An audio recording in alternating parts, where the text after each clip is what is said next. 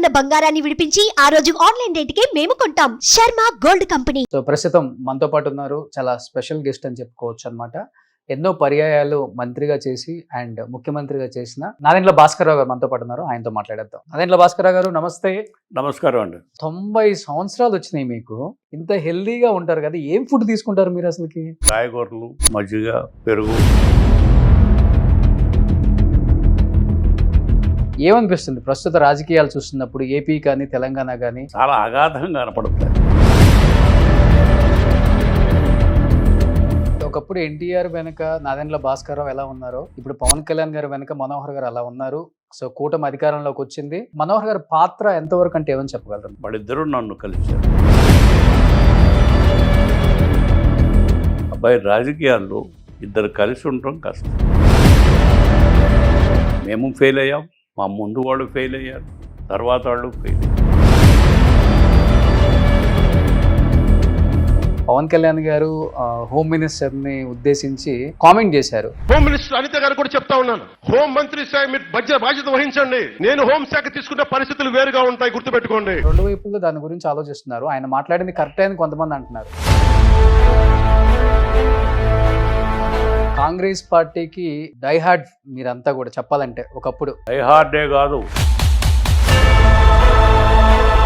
ఆయన బావిలో స్నానం చేస్తున్నాడు. బావికి దగ్గరలో మేము జరిపోతే ఆపండి ఆపండి, ఆ సింబల్ ఆయన చెయ్యి. కాంగ్రెస్ పార్టీ పుట్టింది అక్కడి నుంచి. అది ఇందిరాగాంధీ గారిని కాల్చి చంపారా, లేకపోతే ఎలా చనిపోయారంటే ఏమని చెప్తారు మీరు? కాకపోతే అప్పుడున్న ప్రెసిడెంట్ గారు కూడా యాంటీగా. సో ఇప్పుడు కాంగ్రెస్ గవర్నమెంట్ కులకన్నా అని ఒకటి తీసుకొచ్చింది, దాన్ని ఏ విధంగా చూడదు? ప్రస్తుత ముఖ్యమంత్రి మీద మీ ఒపీనియన్ అంటే? రేవంత్ రెడ్డి గారు అతను వయసుకు తగ్గ ఉద్యోగం కాదు. జగన్మోహన్ రెడ్డి గారు మీ ఒపీనియన్ అంటే ఏమని చెప్తారు? ఆయన కొన్ని మంచి పనులు చేశాడు,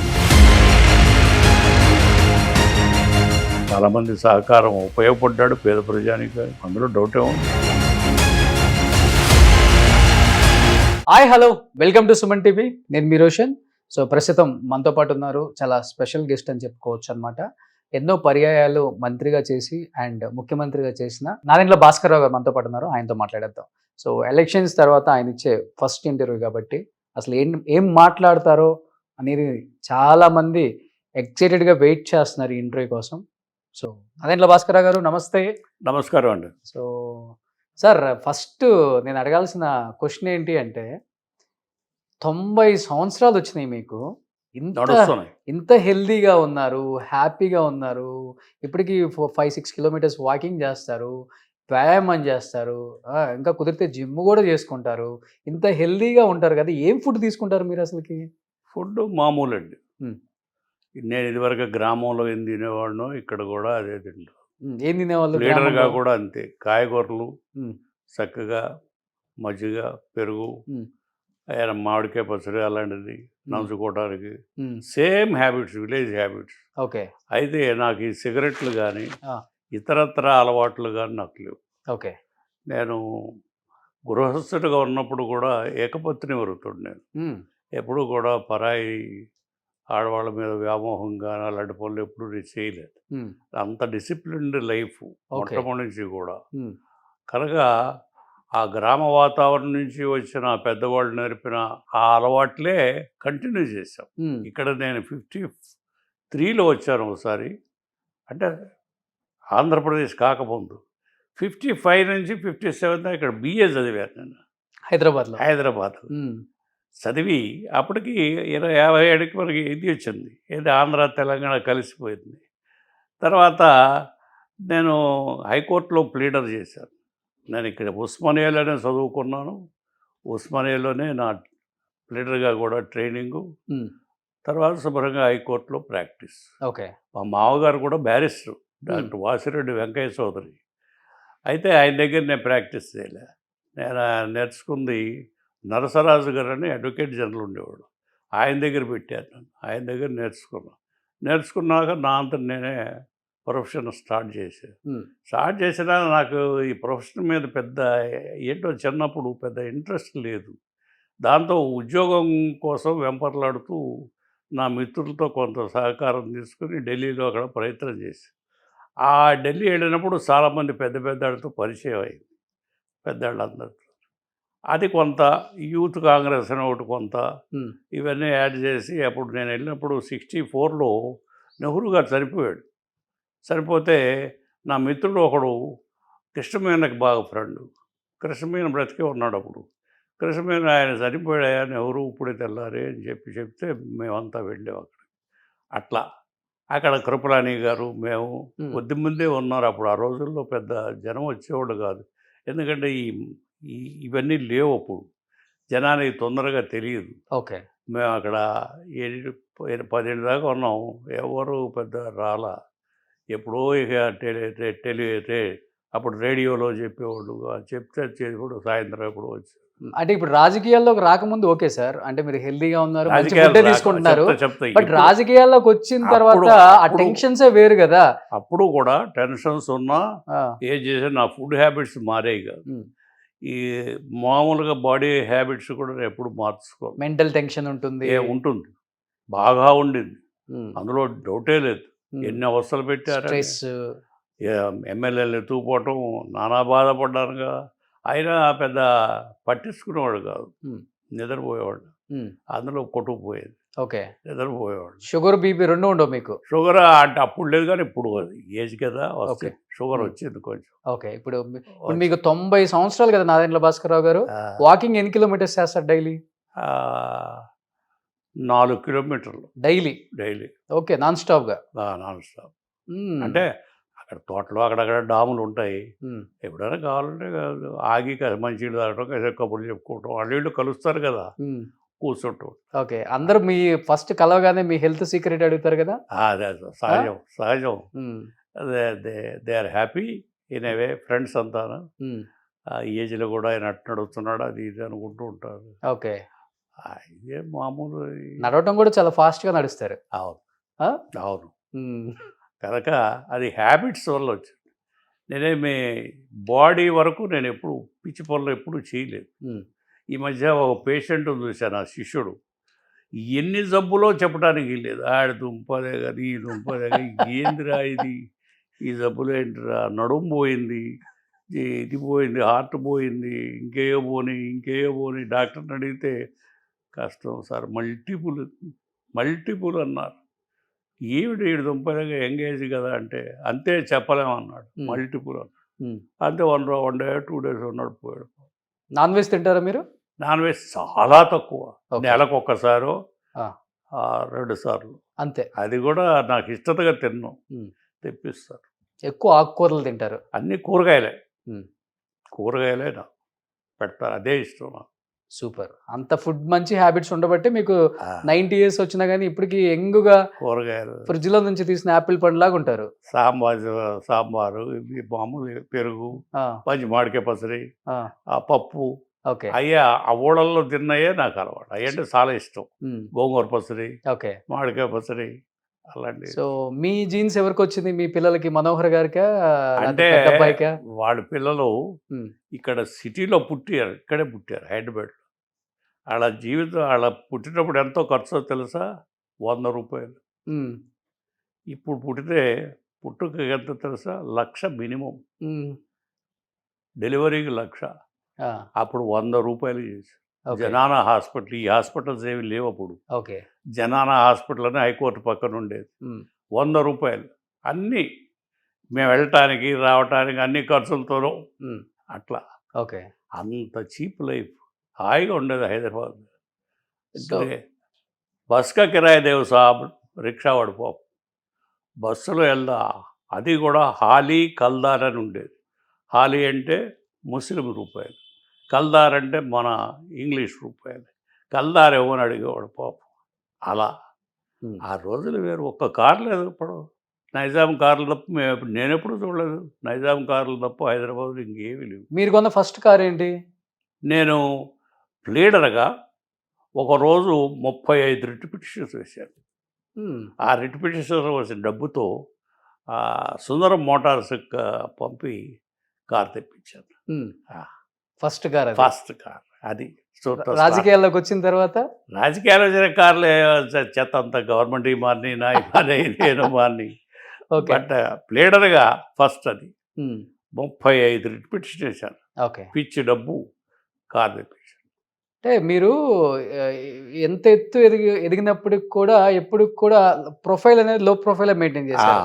ఆ హడావుడి అబ్బే ఉమ్, అబ్బే ఏం లేదు ఎప్పుడు లేదు. ఎప్పుడు. సూపర్. ఏమనిపిస్తుంది? ఇది కూడా ఉమ్. ఇల్లు కూడా ఉమ్. ఇందులో నేను సొసైటీలో మెంబర్ని. ఓకే. అందువలన ఇచ్చారు ₹5 గజం. ఇది గజం ₹5. ఉమ్, అది కొనుక్కొని కట్టుకున్నాను. ప్లేడర్గా కట్టింది. ఓకే. డాక్టర్ గారు నాకు అప్పుడు పర్మిషన్ ఇచ్చారు. నేను మినిస్టర్ కూడా ఉమ్, మినిస్టర్ ఎక్కి అయ్యాను. అయ్యేటప్పుడు పర్మిషన్ ఇచ్చాడు కట్టుకోమని. ఓకే. ఆ ప్లేడర్గానే మొదలెట్టాం ఇల్లు. సో నరేంద్ర భాస్కర్రావు గారు ఎన్నో పర్యాయాలు మంత్రిగా చేశారు, ముఖ్యమంత్రిగా చేశారు ఉమ్మడి ఆంధ్రప్రదేశ్కి. ఏమనిపిస్తుంది ప్రస్తుత రాజకీయాలు చూస్తున్నప్పుడు ఏపీ కానీ తెలంగాణ కానీ ఏమనిపిస్తుంది మీకు? చాలా అగాధంగా కనపడతాయి. ఉమ్. చాలా అగాధంగా కనపడతాయి. నేను నా కళ్ళెదుట చూశాను ఒక అతన్ని. నా దగ్గరికి ఎమ్మెల్యేగా వచ్చాడు. అతనికి చిరిగిపోయిన బట్టలు అవి మామూలుగా ఉండేవాడు. డబ్బు లేదు. ఏదో ప్లేన్లో కూడా నేను ఎప్పుడు ప్లేన్ ఎక్కలేదన్నా. ఒకసారి ప్లేన్ ఎక్కించుకెళ్ళాను. నేను మినిస్టర్గా ఉంటే బతిమలితే ప్లేన్ ఎక్కించుకెళ్ళాను మద్రాసు. అతను ఇవాళ దాదాపు 1000 కోట్ల రూపాయలు అతను 1000 కోట్లు ఉన్నాయని చెప్పి మొన్న ఎలక్షన్ రిటర్న్లో వేశాడు. ఉమ్, తనకు 1000 కోట్లు తరాస్తాడు. ఎట్టా వచ్చింది ఇది? నా దగ్గర ఏమీ లేవు. మీరు నమ్మపోండి. ₹1 కోటి బ్యాంకులో ఉన్నాయి నాకు. ఏమి నా ఇంటి మెయింటెనెన్స్, నా పిల్లలకి నేను మెయింటెనెన్స్ కోసం. నేనేమి పొలాలు అవి కొనలా. మా నాయన ఇచ్చిన 4 ఎకరాలే నా ఊళ్ళో అలాగే ఉంది. అంతగా తప్ప నేనేమి ఎవరిది సొమ్ము తాకటం కానీ తీసుకోవడం కానీ ఆ పిచ్చి పనులు నేను ఎప్పుడూ చేయలేదు. ఉమ్, అందుకని నా మీద 3 కమిషన్లు వేసిన కక్ష కట్టి ఒక్క జడ్జి నన్ను వేలెత్తి చూపించలేదు. చూపించకపోతే ఒక అతను వెళ్ళి జడ్జి దగ్గరికి ఏదో ఒకటి కమిషన్ వేశాం కదండి, ఏదో ఒకటి రాయకపోతే మేము ఎట్లా బతకాలా అని చెప్పి అడిగి వచ్చాడు. నా జడ్జి చెప్పాడు తర్వాత వాకింగ్లో. వీళ్ళ దుంపలు దగ్గర వీళ్ళు ఎట్లా చెప్పండి, ఈ ఆస్తులు ఉంటాయా, నా ఉంటాయా చెప్పండి, మీరు ఎవరన్నా వచ్చి నా బ్యాంక్ అకౌంట్ చెక్ చేసుకోండి, ఉమ్, నా ఆస్తులు చెక్ చేసుకోండి. ఈ ఇల్లు మా నాయన ఇచ్చిన 4 ఎకరాలు పొలం తప్ప నేను హైదరాబాద్లో 1 సెంట్ ఆస్తి లేదు నాకు. Okay. Excepting the house. Excepting this house I have no house. అంటే మీకు పైరవీలు ఇష్టం ఉండదా చేయించడం కానీ? డబ్బు అది తీసుకోను నేను. ఎవరిని డబ్బు అడగటం తీసుకోవడం అలాంటి పని నేను ఎప్పుడు చేయలే. మంత్రిగా కానీ ముఖ్యమంత్రిగా కానీ ఎప్పుడు అలాంటి పని. వాళ్ళు ఎవరు నాకు ఎవరు నా నేచర్ తెలిసి అసలు అడగరా. ఎప్పుడు ఒక్క మనిషిని చెప్పండి నేను డబ్బు ఇచ్చాను భాస్కర్రావు గారికి, డబ్బు ఇచ్చి పని చేసుకొచ్చానని చెప్పండి. ఎంతసేపటికి మాకేంటంటే వెంపర్లాడుతూ ఎంతమంది వస్తారు, ఎంతమందికి పని చేసి పెడతాం, ఎంతవరకు ఉపయోగపడతాం, అది తప్ప ఇలాంటి ఈ పిచ్చి వేషాలు డబ్బు చేసుకోవడం, ఆస్తులు పెంచుకోవడం, ఇలా కార్లు కొనుక్కోవడం, బంగళాలు కొనడం అలాంటివి. 1 గజం ఆస్తి లేదు నాకు ఎక్సెప్టింగ్ దిస్ హౌస్. ఉమ్, నా పిల్లలు కూడా ఇప్పుడు అట్లాగే ఉంటారు. ఎప్పుడు అలాంటి పిచ్చి పనులు చేయం. మా లిమిట్స్లోనే మేము ఉంటాం. సో పిల్లలంటే ఒకప్పుడు ఎన్టీఆర్ వెనక నాదెండ్ల భాస్కర్రావు ఎలా ఉన్నారో ఇప్పుడు పవన్ కళ్యాణ్ గారు వెనక మనోహర్ గారు అలా ఉన్నారు. సో కూటమి అధికారంలోకి వచ్చింది. మనోహర్ గారి పాత్ర ఎంతవరకు అంటే ఏమని చెప్పగలరు మీరు? మనోహర్ పాత్ర వాళ్ళు ఒక్కటే. వాళ్ళిద్దరూ నన్ను కలిశారు. పవన్ కళ్యాణ్ గారు మనోహరు పవన్ కళ్యాణ్ కలిశారు. నేను ఒకటే చెప్పా, అబ్బాయి రాజకీయాల్లో ఇద్దరు కలిసి ఉండటం కష్టం. మేము ఫెయిల్ అయ్యాం, మా ముందు వాళ్ళు ఫెయిల్ అయ్యారు, తర్వాత వాళ్ళు ఫెయిల్ అయ్యారు. ఇది గుర్తుపెట్టుకొని మీ ఇద్దరు కలిసి పని చేసుకుంటూ ఉంటారు, చేసుకోండి. ఇది ప్రిన్సిపల్ మాత్రం గుర్తుపెట్టు. మేము దెబ్బతిన్నాం, మీరు అలా పడవద్దు, కలిసే ఉండి పని చేసుకోండి. అలా ఉండదలిస్తేనే కలిసి వెళ్ళి పార్టీ పెట్టుకుని చేసుకో అని చెప్పారు. అదే చెప్పారు. అంతేగాని వేరే కోరికలు అవి పెట్టుకుంటే ఇది నడవదు. ఇక్కడ రాజకీయాలు వేరు, వేరే ప్రొఫెషన్స్ వేరు, అట్లా అని చెప్పారు. బట్ అడిగారా పవన్ కళ్యాణ్ గారు ఎందుకు ఫెయిల్ అయ్యారు అనే దానికి మీరు ఆన్సర్ ఏమని చెప్పారా? మీ అనుభవం చెప్పమన్నాడు కానీ ఎందుకు ఫెయిల్ అయ్యారని అది ఆయన చెప్పు.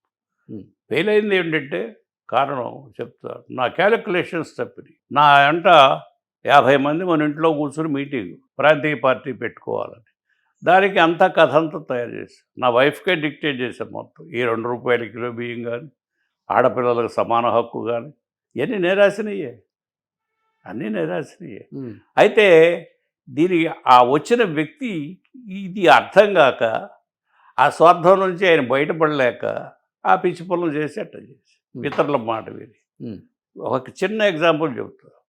ఒకరోజు నేను క్యాబినెట్లో కూర్చుండగానే ఎవరో ఒక ఆయన మనలో ఫోన్ చేసి పోలీసు ఆయన్ని పంపించాట రోషయ్య గారికి, పోలీసు కానిస్టేబుల్స్ని కాపలాక నన్ను ఉద్దేశించి అనకుండా నన్ను ఉద్దేశించి ఎవరో ఒక ఆయన పోయి, ఇది ఎవరు తెనాలిలో సత్యనారాయణ అని ఒక ఎమ్మెల్యే ఉన్నాడు, ఆయనకి ఎట్లాగన్నా మంత్రి అవ్వాలని కోరిక, ఆయనకి నాకు తగువ పెట్టాలని కోరిక.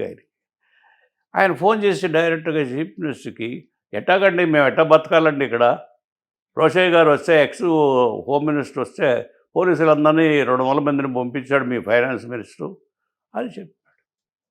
అది నాతో డైరెక్ట్గా చెప్పడానికి ధైర్యం లేక ఇండైరెక్ట్గా ఎవడో మినిస్టర్ట ఫోన్ చేసి రోషయ్య గారికి 200 మంది కానిస్టేబుల్స్ని పంపించాడట అని.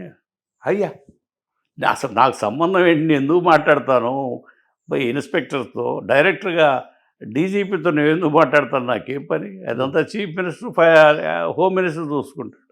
నేను ఎప్పుడు అలా నాకు సంబంధం లేదు సబ్జెక్టు జారిను అడగను. సో ఇప్పుడు హోమ్ మినిస్టర్ అంటే ఒక మాట గుర్తొస్తుంది. మొన్న పవన్ కళ్యాణ్ గారు హోమ్ మినిస్టర్ని ఉద్దేశించి, మీకు చేత కాకపోతే చెప్పండి, హోమ్ మేమే తీసుకుంటాం, నేను అడిగితే నాకు హోమ్ పెద్ద లెక్క కాదు, నేను తీసుకోగలను అని ఒక కామెంట్ చేశారు. రెండు వైపుల్లో దాని గురించి ఆలోచిస్తున్నారు. ఆయన మాట్లాడింది కరెక్టే అని కొంతమంది అంటున్నారు.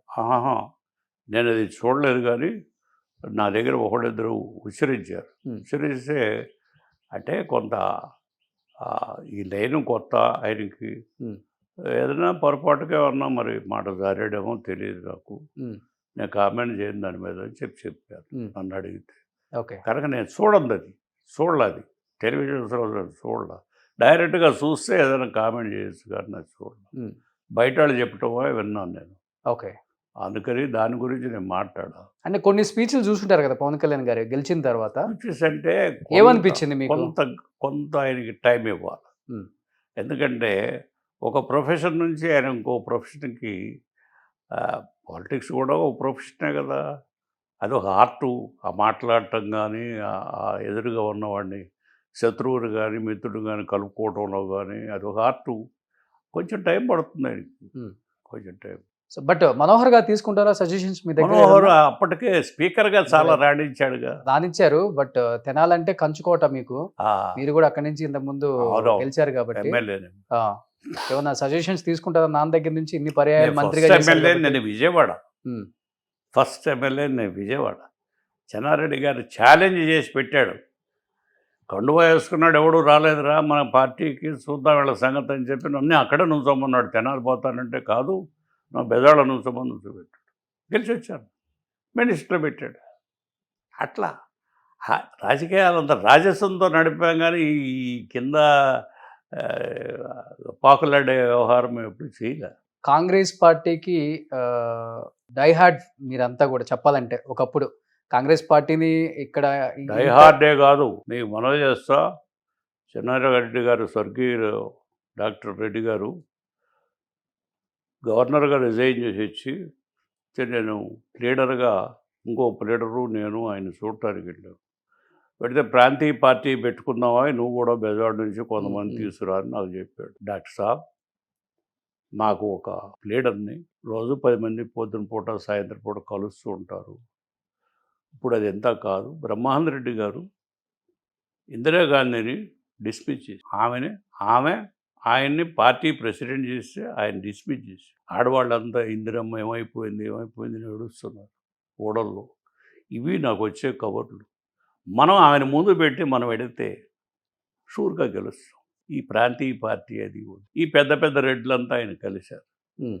కలిసి అది మళ్ళీ అవి నిన్ను చీఫ్ మినిస్టర్ చేయదు, ఎందుకు ఈ పార్టీ పెట్టొద్దు అని చెప్పి ఆయన పట్టుబట్టారు. కానీ ఆయన నా మాట మీద ఎప్పుడు గురిగా ఉండేవాడు. ఇతను ఏదో యంగ్స్టర్, ఇతను చెప్పింది నిజమవుతాయిందని నమ్మిక ఒకటి ఏర్పడి అరసు గారు కర్ణాటక చీఫ్ మినిస్టర్ ఎవరో ఒక మనిషిని పంపిస్తే నన్ను ఇంకో ఫ్రెండ్ని భోజనాన్ని పిలిచాడు. ఓ ప్రెస్ ఆయన కూడా పిలిచాడు. భోజనంలో కూడా నేను ప్రపోజల్ ఇదే చెప్పాను. డాక్టర్ గారికి ఏమో ప్రాంతీయ పార్టీ పెట్టు కాదు డాక్టర్ సాబ్, నేను అదే మాట మీద ఉన్నా.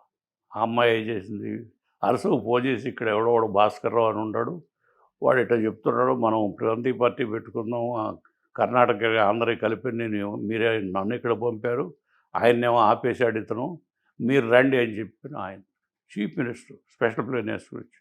మళ్ళీ డాక్టర్ గారు మమ్మల్ని భోజనానికి పిలిచాడు. మొన్న ఎవళ్ళు పిలిచాడో మళ్ళీ వాళ్ళు ఆడ పిలిచాడు. నేను కూడా భోజనం చేసేటప్పుడు అంతా కబుర్లు చెప్పుకున్నాం. భోజనం అయినాక నేను చెప్పింది విని అరసు గారు who is this young man అని అడిగాడు. అడిగితే ఆయన లీడరు హైకోర్టులో యంగ్ మ్యాన్, అతను ఏం చెప్తే అది అవుతుంది, నాకు నమ్మిక, అందుకని అతను ఫాలో అవుతాను నేను చెన్నారెడ్డి గారు.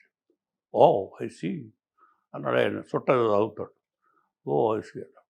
దెన్ ఐ ఇంటర్ఫియర్ అయ్యి చెప్పాను, ఇట్లా ప్రజల్లో ఇట్లా ఉంది, మీరిద్దరూ చీఫ్ మినిస్టర్ లెవెల్ మనుషులు, ఇవాళ ఆల్రెడీ చీఫ్ మినిస్టర్, ఆయన కూడా చీఫ్ మినిస్టర్ లెవెల్ మనిషి, ఇక్కడ మీరిద్దరు పదండి ఢిల్లీకి, మేము కూడా వస్తాం, పోదామని చెప్పని ఢిల్లీకి పోయి విఠల్భాయ్ పటేల్ హౌస్లో కూర్చొని మేమంతా కూర్చొని, శాస్త్రి అని ఉండేవాడు చూసారా ఈనాడులో, కొన్నాడు ఇండియన్ ఎక్స్ప్రెస్కి ఉండేవాడు, ఇండియన్ ఎక్స్ప్రెస్కి అప్పుడు ఆయన కరెస్పాండెంట్, ఆయన ఇందిరాజీ దగ్గరికి పంపి నువ్వు ఆమె నచ్చ చెప్పి తీసుకురావయ్యా, మేము విఠల్భాయ్ పటేల్ దగ్గర జెండా పుచ్చుకొని ఉంటామని చెప్పి జెండా పుచ్చుకొని కూర్చొని మేమంతా కుర్రాళ్ళం, వాళ్ళు వీళ్ళు అంతా 100-200 మంది ఉన్నాం. ఆమె సాహసం చేసి వచ్చింది. ఎందుకంటే ఆ బ్రాహ్మిన్స్ అంతా నా వెంబటి ఉన్న సలహాదారులంతా ఒలగాలు బయటికి తీయొద్దామని అని మాకు చెప్పారు. ఆమె సాహసం చేసి వచ్చింది, వచ్చి జెండా లాగింది. లాగేటువంటి ప్రెస్ అంతా చుట్టూ గుమ్మగుడి గబగబా నీ పార్టీ ఏం పార్టీ అన్నారా, నేను ఎక్కడుంటే అక్కడ పార్టీ నాకు, ఓ ఇందిరా కాంగ్రెస్ అసలు విచిత్రం చెప్తా. ఇది అయిపోయినాక ఆంధ్రాకు వచ్చింది, అదే ఆంధ్రప్రదేశ్ వస్తే చెన్నారెడ్డి గారు, నేను, మన ఈ కిరణ్ కుమార్ రెడ్డి ఫాదరు, మేమంతా కలిసి మదనపల్లి వెళ్ళాం. ఆమె మీటింగ్లు ఉన్నాయి, మీటింగ్ అడ్రస్ చేసిన తర్వాత ఇక్కడ స్వామివారు వచ్చారట, పెద్ద స్వామివారు, కంచి ఆయన, పెద్ద స్వామి చాలా దేవుడు కదా ఆయన, వాకింగ్ గాడ్, ఆయన ఈ ప్రాంతాల్లో ఉన్నాడంటే మేము ఆయన దగ్గరికి బయలుదేరి ఆమెను తీసుకు పార్టీ పేరు అది అడుగుదాము, ఏం సింబల్ అడుగుదాము అని చెప్పాను. పోయాము. ఆయన బావిలో స్నానం చేస్తున్నాడు. ఏం చేస్తూ కొంచెం దూరం వెళ్ళినాక దగ్గరలో, బావికి దగ్గరలో మేము జరిపోతే ఆపండి ఆపారు. మనిషిని పంపాడు. ఏంటి ఎందుకు వచ్చారు, ఏదో పార్టీ పెట్టుకున్నాము మీ ఆశీర్వచనం అని. ఆ సింబల్ ఆయన చెయ్యి చాలామంది తెలియదు. ఓకే, సో కాంగ్రెస్ పార్టీ పుట్టింది అక్కడి నుంచి. అది ఆ సింబల్, అది ఆ సింబల్ ఆయన చెప్పినాక ఇక మాకు ఎంత ఉత్సాహంగా బయలుదేరి కారు వేసుకున్న రాత్రి తెల్లవారిపడి బెజవాడ చేరి నేను సింబల్ గుర్తు చేసి బెజవాడ నుంచున్నా కదా, గుర్తుపెట్టి చెయ్యి చెయ్యి చెయ్యి చెయ్యి అని కుర్రాళ్ళంతా రోడ్డంతా గోలన్నమాట. అలా వచ్చి తీసుకొచ్చాం ఆ పార్టీని, ఆమెను మళ్ళీ పదవికి ఎక్కించాం. ఓకే, అట్టే బెజవాడలో బెజవాడ ఏలూరులో బయలుదేరాం. ఆమె, చెన్నారెడ్డి గారు, నేను, జనార్దన్ రెడ్డి కూడా ఉన్నాం, అందరం కలిసి బయలుదేరి ఒక 20 మీటింగులు మెడ్రాస్ దాకా అడ్రస్ చేసుకుంటూ వెళ్ళాం. మెడ్రాస్ వెళ్ళేటప్పటికి వెంకట్రామన్ సౌత్ మెడ్రాస్లో నుంచున్నాడు. ఒక 20 మంది ఉన్నారు డయాస్ ముందు. వర్షం పడుతుంది. భాస్కర్ ప్లేన్ వచ్చిందా నాకు అని అడిగి, వచ్చిందటమ్మా. సరే ఎర్రడోమ్ వెళ్దామంది. ఇందులోగాడు ఏదో పిల్లల పేరు పెట్టమనేది ఆడు పేరు పెట్టింది. వర్షం కురుస్తుంది. ట్రైన్ దగ్గరికి వెళ్ళి నేను, చెన్నారెడ్డి గారు, ఆమె సెలవుల్లో కూర్చొని 2ంటికి అర్ధరాత్రి హైదరాబాద్ వచ్చాం. ఆమె ఓపిక చూడు. ఇందిరాగాంధీ గారి 2ంటికి కెనాల్కి అదే గెస్ట్ హౌస్కి పోయి, ఏదో గెస్ట్ హౌస్ ఉంది కదా, గెస్ట్ హౌస్ ఆ బట్టలు అవి మార్చుకుని మళ్ళీ కారు తీసుకుని బీదర్ వెళ్ళిపోయి అంత కష్టపడి అట్లా గెలిపించామని. డబ్బు ఎక్కడిది, మేమిచ్చిన డబ్బే కదా, చెప్పుకోకూడదు బయట. బట్ అంత దగ్గరగా ఉంటారు కదా ఇందిరాగాంధీ గారికి మీరు, అంత దగ్గరగా ఉండబట్టే మన ఇంటికి వచ్చింది. ఇంటికి కూడా డైరెక్ట్గా వచ్చేస్తారు, డైరెక్ట్గా వచ్చింది, డైరెక్ట్ చెప్పకుండా డైరెక్ట్గా ఇంటికి వచ్చి ఉన్న ఆమెని నన్ను ఆమెకి ఈ పితిరీలు మోసేవాళ్ళు ఉన్నారు. అబ్బా అబ్బా అబ్బా అబ్బా చెప్పటానికి వీళ్ళు. అంత అంటే తిన్నాను, మీ ఇద్దరు డిస్టెన్స్ అంత తిన్నాను, ఎంత తిన్నాను. చెన్నారెడ్డి నన్ను కూడా అట్టగా పాడు చేశారు. ఈ దరిద్రపు రాజకీయాలండి. మరి ఆ ఉండంగా ఆమె దూరం అయ్యారా మీకు కొంచెం దగ్గరగా? అదే ఆమె దూరంగా, ఆమె దూరంగా. ఈ వచ్చి వీకి తెలిసాక నన్ను ఖమ్మంలో నుంచోబెట్టింది ఈమె. ఖమ్మంలో నుంచోమని భాస్కర్ అని చెప్పి కొత్త అయినా సరే ధైర్యం చేసి నుంచున్నా. తెలుగుదేశాన్ని, కాంగ్రెస్ అన్నింటినీ ఓడగొట్టి వచ్చారు. అది మన వీళ్ళు అదే పార్టీ, కమ్యూనిస్ట్ పార్టీ ఓడగొట్టి వచ్చారు. గెలిచి వస్తే 1 ఇయర్లో అయిపోతే సీట్ నాకివ్వాలి కానీ ఆ అమ్మాయిని పిలిచి అమ్మాయికి ఇస్తా. అక్కడ నేను విభేదించాను. నువ్వు హైదరాబాద్ నుంచో ఎక్కడైతే చీఫ్ మినిస్టర్ అని చెప్పి అర్జున్ సింగ్ చేత చెప్పించింది. అక్కడ బాధపడి ఆమె నుంచి నేను దూరం అయ్యాను. బట్ ఇంత క్లోజ్గా ఉంటారు కదా, నిజంగా ఇప్పటికైనా చెప్పండి, ఇందిరాగాంధీ గారిని కాల్చి చంపారా లేకపోతే ఎలా చనిపోయారంటే ఏమని చెప్తారు మీరు? అది భగవంతుడికి తెలియదు. భగవంతుడికి ఆమె చనిపోయింది. మీకు తెలిసిన వర్షన్ ఏంటి అసలుకి? నాకు ఇంకో వర్షన్ ఏం తెలియదు. అందరూ చెప్పిన వర్షన్ పేపర్లో వచ్చింది. గన్మెనే కాల్ చేశారని ఇంకో వర్షన్ తెలియదు నాకు. కాకపోతే అప్పుడున్న ప్రెసిడెంట్ గారు కూడా యాంటీగా వచ్చాడు. ఓకే, ఆమెకి యాంటీ. ఎందుకు అంత యాంటీ ఆమె కాల్చి అంత యాంటీ? ఏమైంది? బింద్రవాలా, అక్కడ బింద్రవాలాని చంపించిందని కోపం. కేవలం ఒక్క రీజన్. ఆ సిక్కులు వాళ్ళ కులం, వాళ్ళ మతం అట్లా పిచ్చి ఆడ చేశారు. సో కాంగ్రెస్కి కోర్ అంటే మీరందరూ చెప్పుకోవచ్చు, ఎంతో మంది ముఖ్యమంత్రులను చూసారు. అదే ఎంతో మంది ముఖ్యమంత్రులను చూశారు నాదెండ్ల భాస్కరరావు గారు. ప్రస్తుతం ఉన్న ముఖ్యమంత్రి గారి మీద మీ ఒపీనియన్ అంటే ఏమని చెప్తారు? ఏమని అంటే కాంగ్రెస్ ముఖ్యమంత్రి కాంగ్రెస్కి ఆమె తెలియక కొన్ని పిచ్చి పనులు చేశారు. మన వ్యవహారంలో కూడా అట్టగే. ఖమ్మం ఒక 1 మంత్లోనే 1 ఇయర్ ఆమె ఎంపీ చేసినని తీసేసి ఇంకోటి పెడతాం. ప్రస్తుత ముఖ్యమంత్రి మీద మీ ఒపీనియన్ అంటే? రేవంత్ రెడ్డి గారు. అతను వయసుకు తగ్గ ఉద్యోగం కాదండి, అతను వయసుకు తగ్గ పెద్ద ఉద్యోగం. ఆయన నిబ్బరంగా చేసుకుంటున్నాడు. ఇప్పుడు అతను మూసి వ్యవహారంలో ప్రక్షాళన చేయాలని కోరటం చాలా సబబు. చేయాలి. ఆ మురుక్కాలం ఎన్నాడని పెట్టుకుంటాం ఈ సిటీలో, దాన్ని క్లీన్ చేయాలని ప్రయత్నం చేస్తున్నాడు. అయితే ఆ పేదవాళ్ళకు కూడా ఏదన్నా పక్కన ఎక్కడన్నా చూపించటమో సర్దటమో, వాడికి ఒక ఇల్లుది గుడిసెలు ప్రతి చోట ఉన్నాయి. అమెరికాలో కూడా ఉన్నాయి రోడ్ల మీద గుడిసెలు చూస్తున్నాం. మీ టెలివిజన్స్లో అమెరికాలో గుడిసెలు చూస్తున్నాం. ఓ స్వర్గం అది ఇది అని చెప్తారు కదా అమెరికా. రోడ్ల మీద గుడిసెలు ఉన్నాయి వాళ్ళకి ఇల్లు లేక. అలాగే మూసీ చుట్టూ కూడా పేదవాళ్ళ పాపం ఇక్కడ ఏదో ఎవరో 10 రూపాయలు ఇస్తారని కష్టపడదామని చెప్పి ఇక్కడ సిటీకి వస్తారు. వాళ్ళు నిలవడానికి నీడ ఉండదు, అక్కడెక్కడో పక్కన వేసుకుంటారు గుడిసె. అది పీకేస్తే వాళ్ళు లబోదీపమని ఏడుస్తారు. సహజం అది. వాళ్ళకి ఏదైనా ఆల్టర్నేటివ్గా చూపించి తీయాలి. ఆ మూసీ మాత్రం బాగు చేయాలి. అతను కరెక్ట్ అయ్యి సపోర్టివ్. ఓకే, బాగా చేస్తున్నాడు. బాగా. సో హైడ్రా మీద మీ ఒపీనియన్ ఏంటి? హైడ్రా అది నేను స్టడీ చేయలేదు.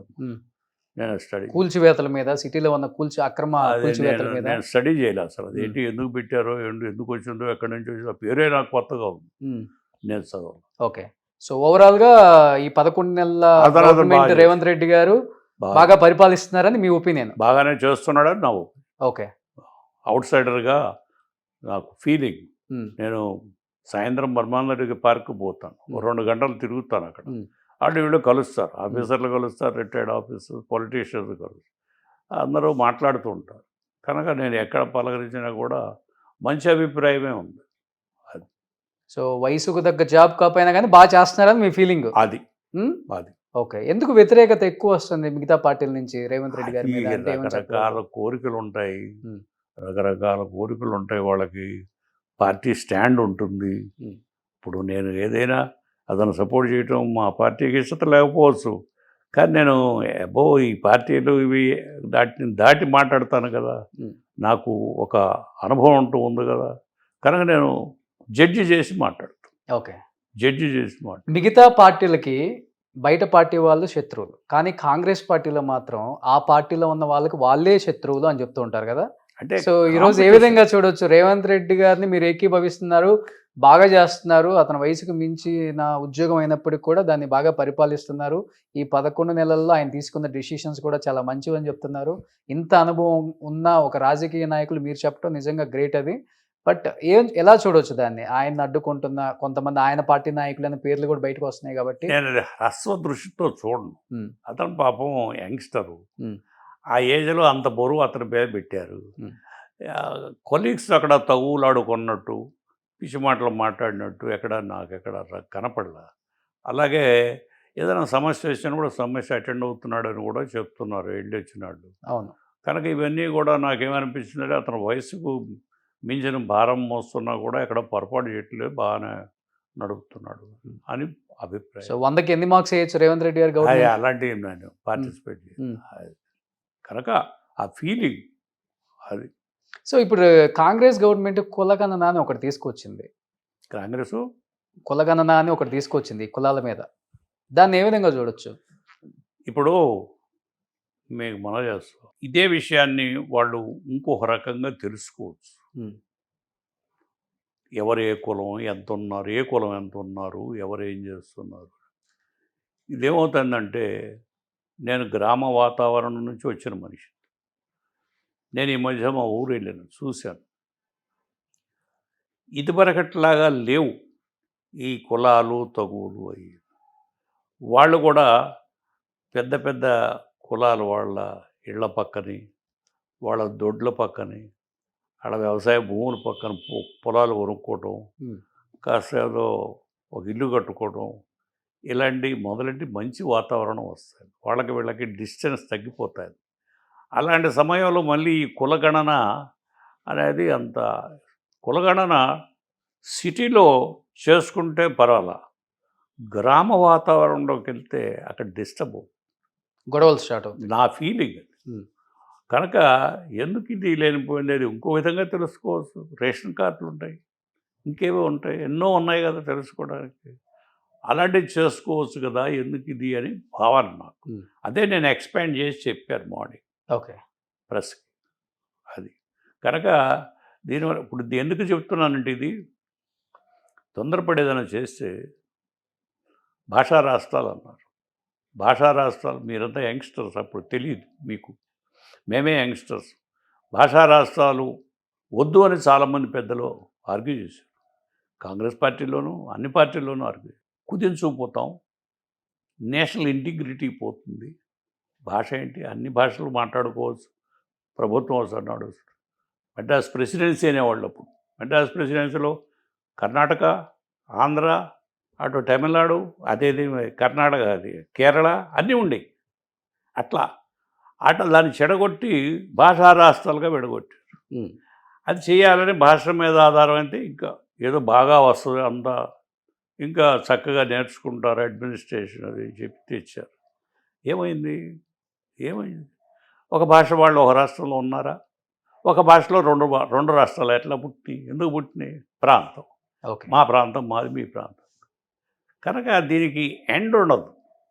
ఈ కులగణన కూడా అంతే అని నా feeling. Um, to add to that కోర్టులు ఏం చేసినాయి అంటే 50% రిజర్వేషన్స్, మిగిలిన 50% general quota. Um, you can't touch it. Other క్యాస్టులు తెలియగల పిల్లలు వస్తారు వాళ్ళు. కనుక ఈ 50% దాటి ఎక్కడ నువ్వు ఇవ్వటానికి వీలు లేదు కదా. నువ్వు ఎందుకు ఈ గణన మరి? నీకు గుణాలలో రేపు ఎక్కువ మంది వస్తారు, ఏం చేయగలవు నువ్వు? నువ్వేం పెంచగలవా? 50 దాటి పెంచలేవు కదా. కోర్టులన్నీ కామెంట్ చేసి జడ్జిమెంట్స్ అన్నీ ఇచ్చారే కదా. దేనికోసం చేస్తున్నావు? కనుక కులాన్ని తెలుసుకోవాలనుకుంటే నీకు వేరే మార్గాలు ఉన్నాయి.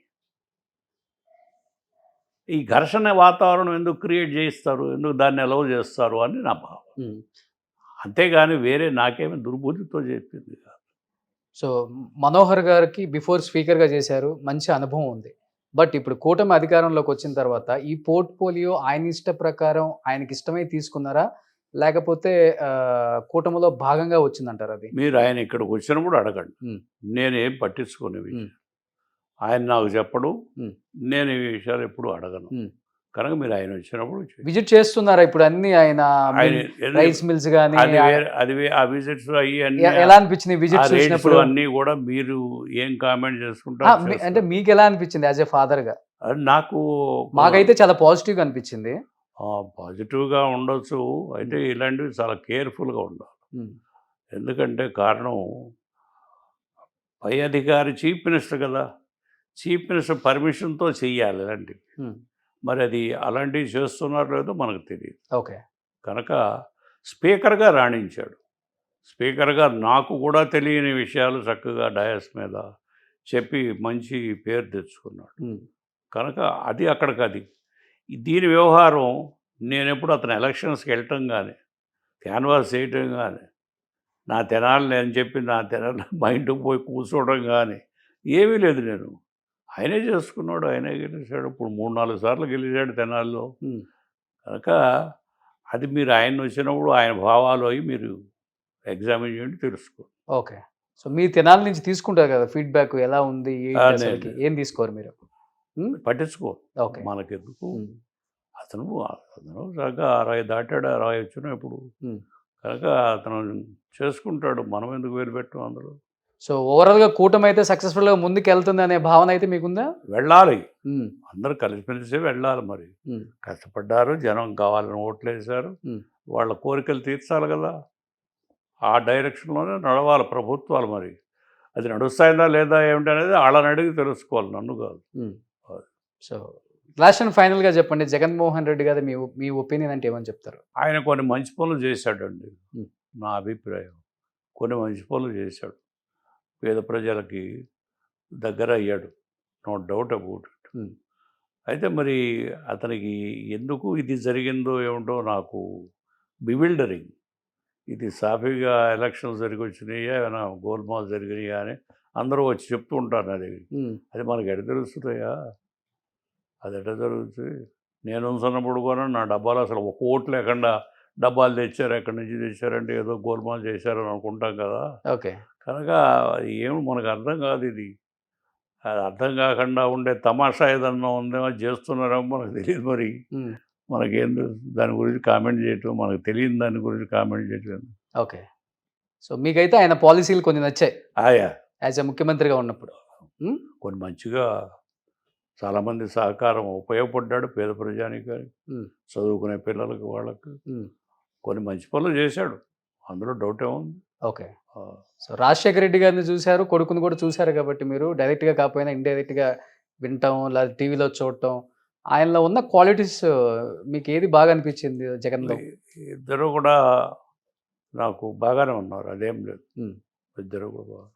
రాజశేఖర రెడ్డి గారు కొంచెం ఇంకా మొండితనంగా ఉండేవాడు, అయితే అతను కూడా సర్దుకునేవాడు. లాస్ట్లో మినిస్టర్ అయినాక కొంత సర్దుకునేవాడు.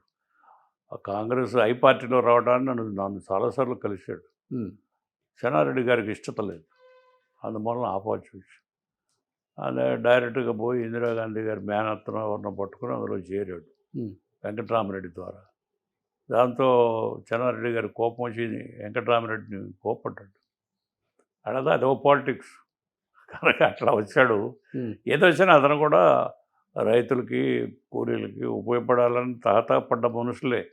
ఈ మిగిలిన విషయాల్లో మనం. సో ఇప్పుడు మీరు యాక్టివ్గా ఉన్నారా పాలిటిక్స్లో భాస్కర్రావు గారు? ఉన్నానా లేదో మీరు చెప్పాలా, మీరు చెప్పాలి. సో మీరు యాక్టివ్గా ఉన్నారు మరి ఇక్కడ. సో యాక్టివ్గా మీరు పాలిటిక్స్లో అంటే బీజేపీలో ఉన్నారు కాబట్టి ప్రస్తుతం పదవిలో ఉంటేనే యాక్టివ్ అని అనుకుంటే దానికి ఆన్సర్ లేదు. పదవులు వస్తుంటాయి, పోతుంటాయి, పదవులతోనే కాదు కదా. అన్ని పదవులు మీరు అన్ని చూసిందే. ఇంకా చూడండి పదవి ఏముంటుంది, పార్టీలు కూడా పెట్టాం కదా. అయితే ఇక్కడ ఏంటంటే నేను చెప్పింది ఒకటే, మనం భాషా రాష్ట్రాలు పెట్టి పెద్ద సాధించలేదు. మేమంతా పిచ్చి పని చేసి ప్రాంతీయ పార్టీలు పెట్టి పెద్ద సాధించింది లేదు. ప్రాంతీయ పార్టీలో విధిన్ దట్ ప్రాంతీయ పార్టీలు వస్తున్నాయి. కనుక ఇది కులగణన అనేది కూడా అంత హైకోర్టు, సుప్రీంకోర్టు అలాంటి కోర్టులే 50% అటు 50% అని ఇచ్చినాక చేసి మాత్రం ఉపయోగం ఉంది. ఆడల్లో ఏదైనా తగులు పెట్టానే తప్ప అలాంటి మనం పెద్దవాళ్ళం పట్టించుకోండి ఉంటే మంచిది, ఓకే. అలాంటివి చేయకూడదు అని నా అభిప్రాయం. అంతేగాని నాకు ఎవరి మీద వ్యతిరేకంగా ఈ స్టేట్మెంట్ ఇవ్వటం లేదు ఓకే. అని చెప్పి నేను కంక్లూడ్ చేశాను. Okay. So thank you so much Bhaskar garu. Thank you. Suman టీవీలో మీ పర్సనల్ అండ్ బిజినెస్ ప్రమోషన్స్ కోసం కింది నెంబర్కి కాంటాక్ట్ చేయండి.